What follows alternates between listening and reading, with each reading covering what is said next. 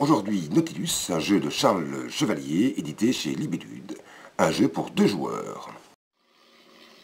Donc un jeu pour 2 joueurs, il y a d'une part différentes cartes de techniques scientifiques qui sont de couleurs différentes, il y a 5 catégories différentes.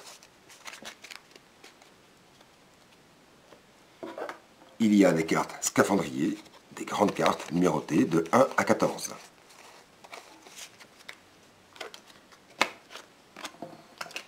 Et il y a des cartes spéciales, 6 cartes spéciales. Voilà, le jeu est prêt à être joué.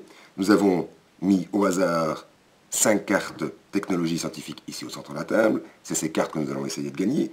Les cartes peuvent valoir 1 point avec une étoile, 2 points avec 2 étoiles, ou -1 avec une tache. Les joueurs vont jouer chacun à leur tour.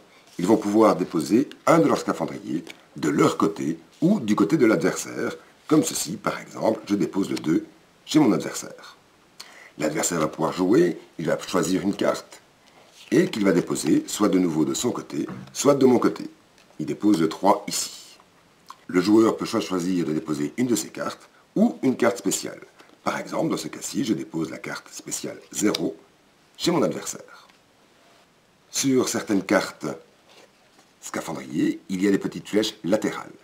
Quand je dépose une carte avec des petites flèches latérales, je peux en plus déplacer une des cartes pour la mettre dans un emplacement vide, mais je dois rester du même côté. Il y a des cartes avec une petite flèche vers le dessus.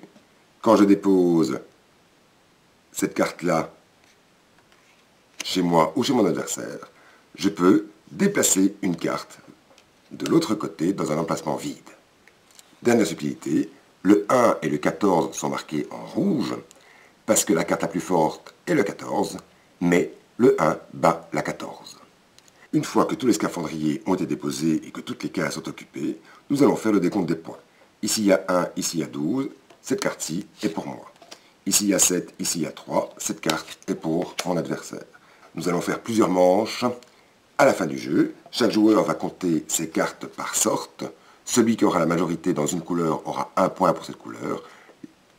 Le joueur qui a au moins 3 points a gagné. Bon amusement!